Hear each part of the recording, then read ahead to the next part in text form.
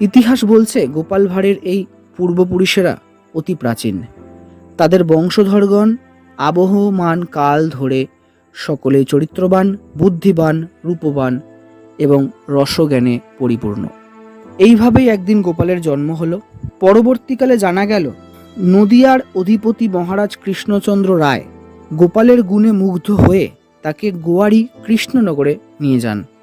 গোপাল অতি সুপুরুষ এবং বাল্যকাল থেকেই সুচতুর এবং হাস্য উদ্দীপক ছিল।